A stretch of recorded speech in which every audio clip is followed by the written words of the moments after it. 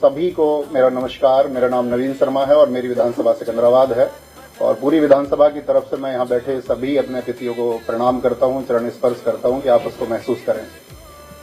दरअसल में अध्यक्ष जी, जब मैं गांव-गांव जा रहा था, अपनी विधानसभा में लगभग 200 गांव हैं, तो और इस प्रदेश में लगभग अपने छात्रों की संख्या 1.5 करोड़ है, तो उन सबका एक ही सवाल था मुझसे कि आप समाजवादी पार्टी में क्यों, आप समाजवादी विचारधारा में क्यों जुड़े।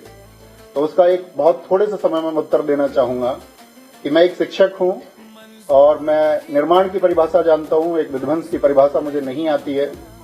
और इस समय की जो प्रदेश में सरकार है वो सिर्फ तोड़ना चाहती है, चाहे वो जातियों के नाम पर तोड़े, चाहे वो बुलडोजर के नाम पर तोड़े।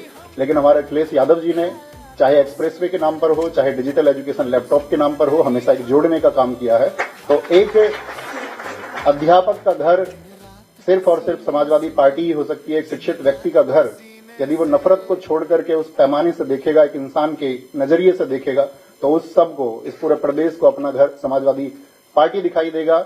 और साथ में आप जानते हैं कि इस देश में बहुत लोग मन की बात कार्यक्रम कर रहे हैं, लेकिन हमारे नेताजी आदरणीय अखिलेश जी सिर्फ और सिर्फ जन की बात कर रहे हैं। और उस जन में जो पीडीए को उन्होंने आगे बढ़ाने का संकल्प लिया है और जिस तरह से पीडीए की बातों को आगे बढ़ाया जा रहा है, उसी तरह से वो चीजें बुलंद, हम सब की नैतिक जिम्मेदारी भी है कि जिस वर्ग को किसी भी तरह से शोषित किया जाता है, उसका शोषण किया जाता है, या जिस वर्ग को वंचित किया गया है, उस सब के लिए हम इंसानियत के नाते खड़े हों।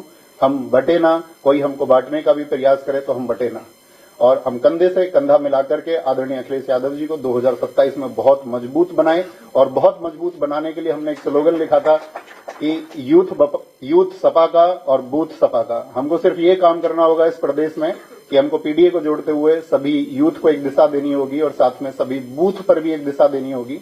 और साथ में मैं यहाँ समाजवादी पार्टी के इस मंच पर एक आश्वासन देना चाहूंगा कि जब मौसम अच्छा रहेगा तब भी हम समाजवादी पार्टी के साथ रहेंगे, और कभी आंधियां भी होंगी और हमारे विपरीत स्थितियां भी होंगी, तब भी हम आजीवन समाजवादी पार्टी के साथ रहेंगे। बहुत धन्यवाद और सभी लोगों को मैं आभार व्यक्त करता हूं कि इस मंच पर मुझे बोलने का मौका दिया।